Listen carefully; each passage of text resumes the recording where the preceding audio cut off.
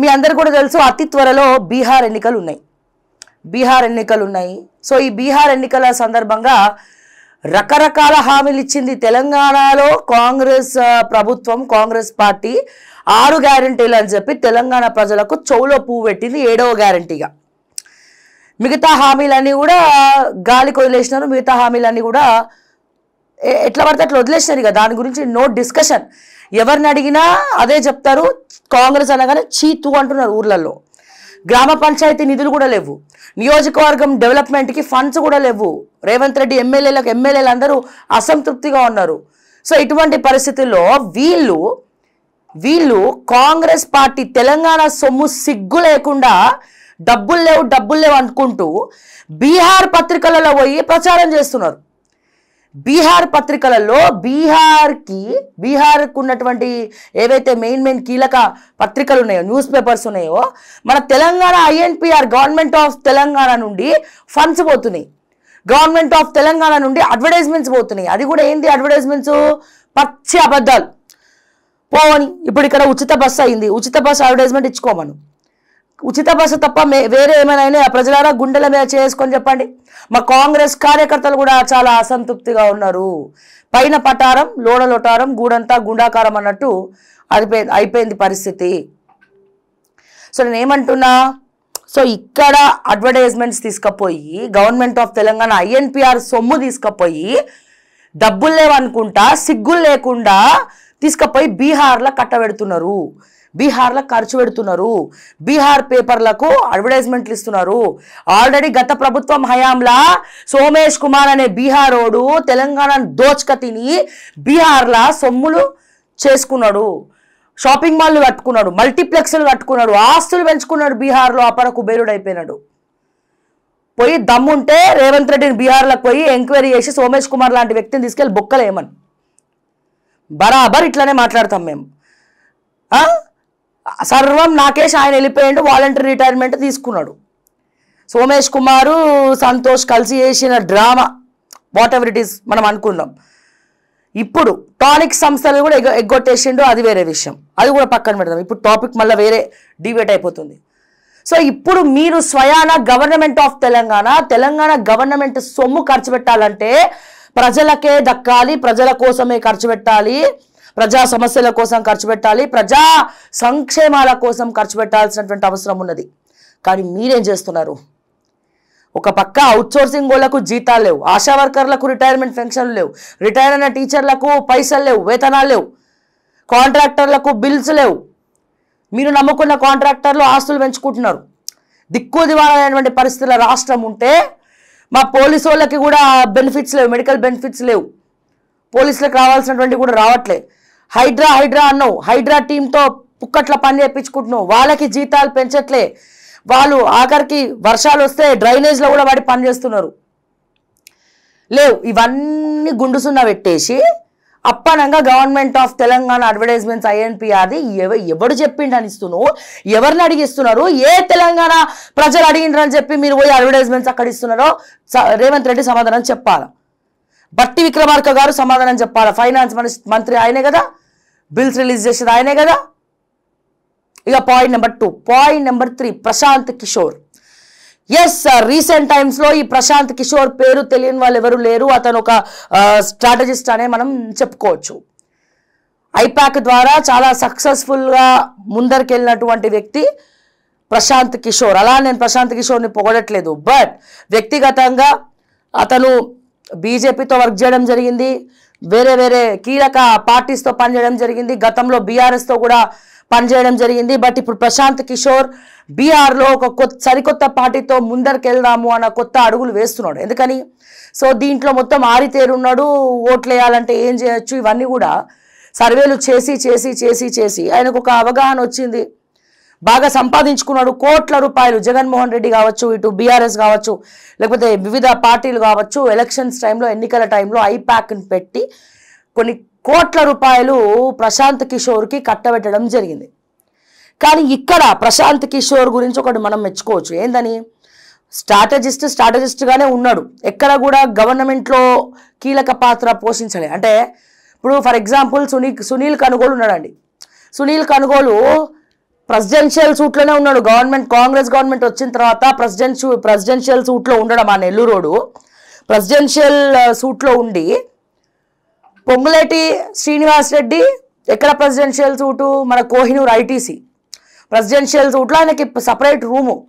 So ఈ Adani group of companies 80 ఎకరాలు కట్టబెట్టడంలో కూడా లాబింగ్ చేసిన కీలక వ్యక్తి ఎవరైనా ఉన్నారంటే అది సునీల్ కనుగోలు. అంటే గవర్నమెంట్ మ్యాటర్స్లో కూడా సునీల్ కనుగోలు ఇన్వాల్వ్ అవుతున్నాడు. సెక్రటేరియట్లో కూడా సునీల్ కనుగోలు రేవంత్ రెడ్డి తోటి వెళ్ళినటువంటి విజువల్స్, ఆ మీటింగ్లో అటెండ్ అయినటువంటి విజువల్స్ కూడా మనము 6 నెలల క్రితం చూడడం జరిగింది. కానీ అలా అని ప్రశాంత్ కిషోర్ స్ట్రాటజికల్గానే ఉండిపోయినాడు తప్ప ఎక్కడ కూడా ఇట్లా సెక్రటేరియట్లో రావడము, మంత్రుల మధ్యలో తిరగడము, లేకపోతే ఇట్లాంటివి మనం ఎక్కడ కూడా చూడలేదు ఈ 10 yearsలో. ఈ విషయం మనం మాట్లాడుకోవాలంటే పోనీ ఇక్కడ జరిగే వాస్తవాలను వాళ్ళు ఏమైనా చూపిస్తున్నారా పేపర్లలో, బీహార్ పత్రికల్లో? ఆల్రెడీ తెలంగాణ మోసపోయింది కాంగ్రెస్ వల్ల, కాంగ్రెస్ పార్టీ వల్ల. సో తెలంగాణలో కాంగ్రెస్ పార్టీ వల్ల మనం తెలంగాణ ప్రజలు మోసపోయి ఘోషబడి యూరియా లేక, ఇటు దిక్కుదివాన లేక, అడ్మినిస్ట్రేషన్ లేక, కలెక్టర్లు ఎవరు మాటలు వినక, ఫీల్డ్ విజిట్లు లేక, బిల్స్ రాక, సో టోటల్గా కొలాప్స్ అయిపోయిందని చెప్పాలి. ఇప్పుడు రానున్న జూబ్లీహిల్స్ కూడా కొలాప్స్ అయిపోయిన తెలంగాణను బీహార్లా తెలంగాణ అద్భుత తెలంగాణ ప్రజలందరూ కూడా అద్భుతంగా ఉన్నారు, సంతోషంగా ఉన్నారు, ఆనంద సంబరాలు చేసుకుంటున్నారు. ఆ సంబరాలు అమరాన్ని అంటున్నాయని అడ్వర్టైజ్మెంట్ ఇస్తారా? సిగ్గులున్నాయా కొంచెమన్నా?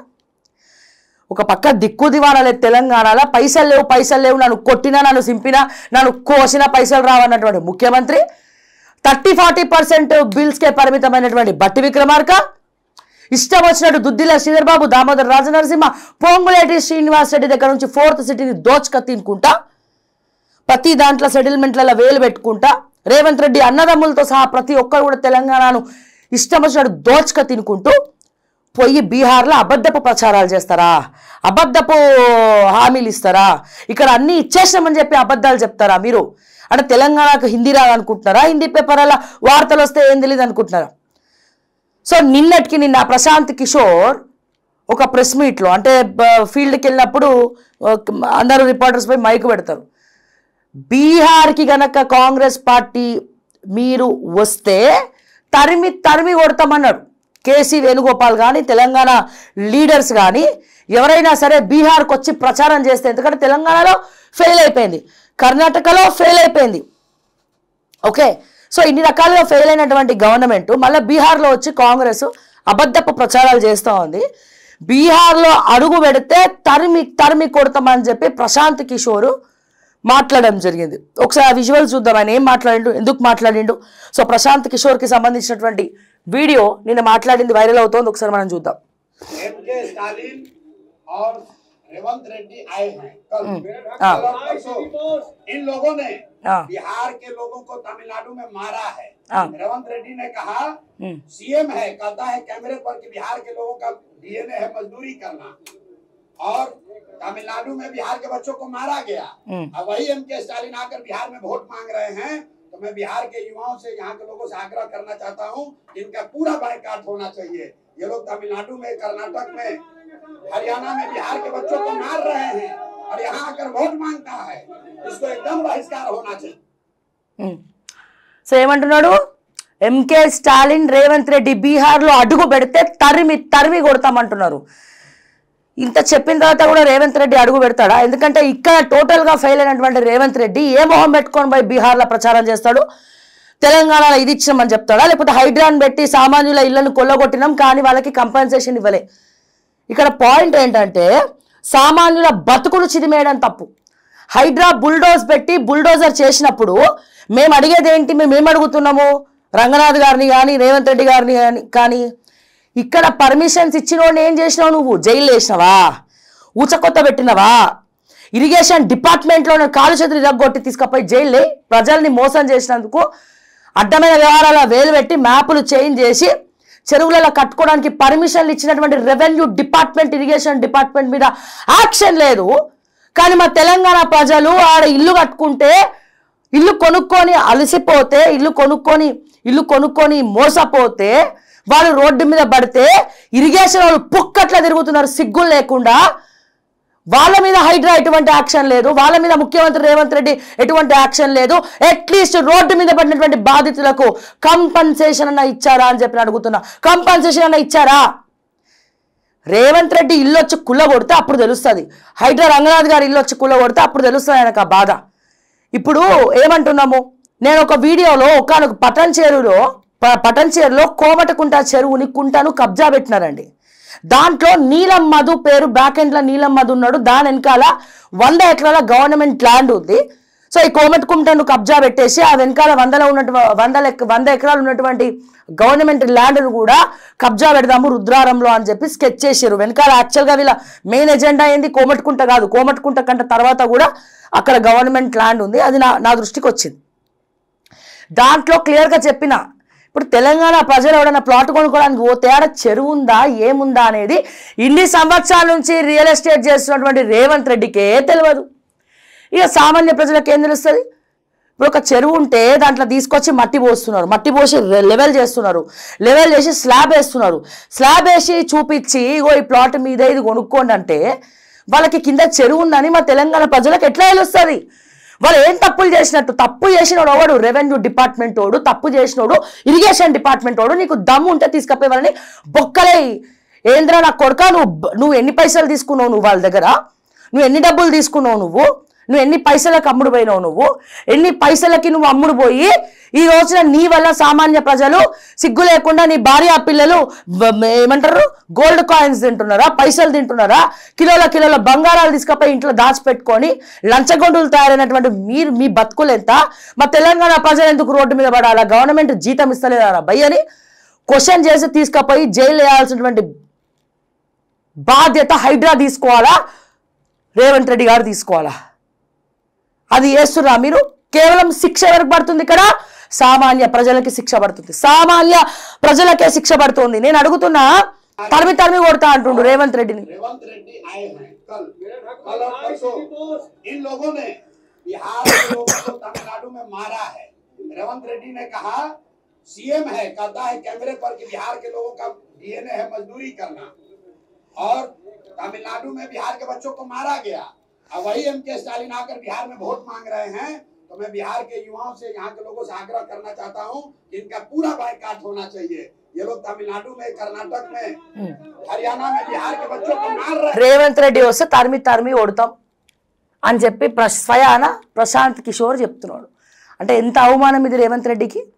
ఒక తెలంగాణ ముఖ్యమంత్రిని పక్క రాష్ట్రముడు తరిమి కొడతామంటుంటే, జనరల్గా ఒక ముఖ్యమంత్రిని అట్లా అంటుంటే తెలంగాణ ప్రజలకు అవమానకరం. కానీ ఈ విషయంలో మనం ఏం చేయగలుగుతాము? చేసుకున్న వాళ్ళకి చేసుకున్నంత మహదేవా అనడం తప్ప మనం ఏం చేయలేము. ఇటువంటి పరిస్థితుల్లో మనం ఏం చేయలేము. మనం ఒక బాధ సానుభూతి కూడా మనం రేవంత్ రెడ్డి గారి మీద మనం చూపించలేము.